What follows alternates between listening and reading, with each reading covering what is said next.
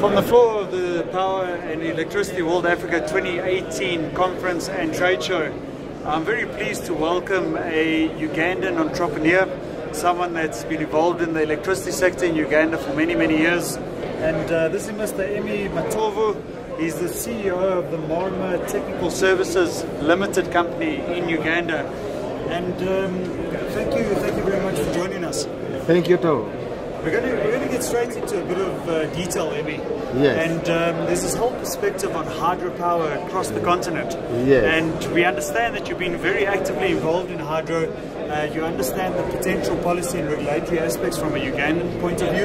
True. But you also understand the benefits on the ground in the mitigation of energy poverty, which affects 650 million people across the continent. Can you give us a bit of perspective as to the benefits of hydro and possibly the hydroelectrical value chain that would be relevant? Fine. Thank you very much for coming me here and hosting. And first of all, thank you very much for inviting me for this conference, which has been beneficial, especially to the government of Uganda, and not only to the government, but also to our company, Marma Technical Services, which I'm heading. I'm a developer of a mini hydro. First of all, I developed one micro hydro project of about 100 gigawatts, which is now generating power in Uganda, and was sponsored by GIZ, which is free there. Now in the process, I'm developing a 2.5 megawatts, which already I've got a power purchase agreement from the government. That's a sizable hydro plant, and extending from 100 kilowatt yes. into 2.5 megawatt is quite a step. True. What have been the benefits associated with the design and the commissioning of these hydro plants? I know the 2.5 is not commissioned yet, but who benefits from this? Are you serving a portion of the population that have been non-electrified up to now, or is it existing in electrification? So it's a rectification. That power which I'm going to generate is going to be going to the national grid, which the national grid is going to help a lot of population. In fact, right now, Uganda is only electrified by 12% electrification. 12%? 12% electrification. It's very low. We need it more. We've done at least several power distribution lines, at least which is about 80%. But the access of power to people into their houses is still a challenge. So we are coming in as small mini hydro to stabilize these big hydros which are feeding on the system, to make sure that the people, they get power 100%. So challenges are challenges, right? But I think what is important is what is actively being done. And I know, sitting as an entrepreneur in Uganda, it's at the back of your mind on a regular basis, the amount of people that are unelectrified, which is effectively, if I understand you correctly, about 88%, which is a staggering figure. So what are the steps that can be taken? What is the value you can bring to those people in terms of hydro?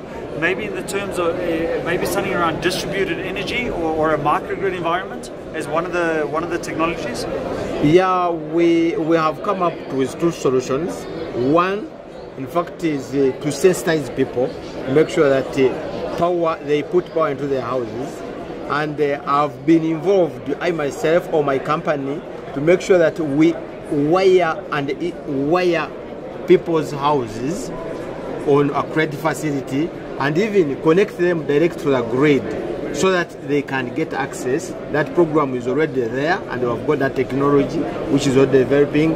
And the second, we have also started doing off-grids, whereby we are going to be distributing and giving power on where there is no existing grid, so that we can help.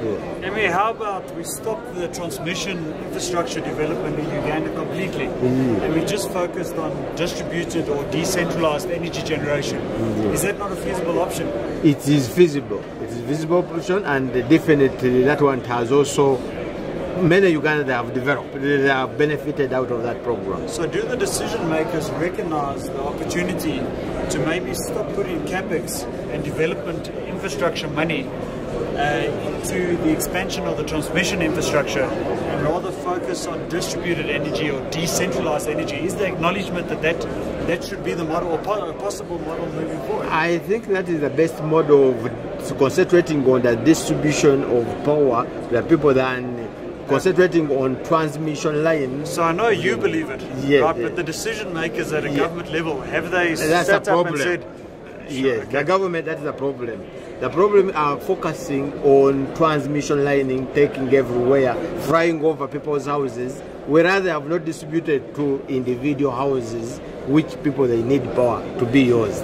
I'm with you. I'm Yes, with you. yes. Any closing comments or any advice you can give to other African geographies where this would be beneficial, right? From a hydro point, it is specifically decentralized hydro. Yes, decentralizing hydro, that one will be very efficient and to help a lot, and definitely people that will benefit a lot. But what we have to do is the government to at least adjust their policies to make sure that at least they match, and even people who are funding, especially in these big projects, at least to adjust all their stringent, what I can say, their conditions, which should be favorable both to the government and to private developers. Good. Well, ladies and gentlemen, from Power and Electricity World Africa 2018, you've heard it from the horse's mouth from Uganda.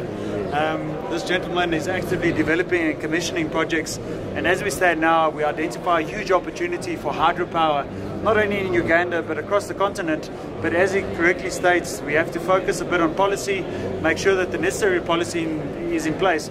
But let's not wait for policy. Let's get a few pilot programs up and running, and that will inform policy in a very short period of time to actually get the actionable steps that are required on the ground. Mr. Emmy Matovu, CEO, Marma Technical Services Limited in Uganda, I thank you very much for your insights and your time. Thanks very much. Greatly appreciated.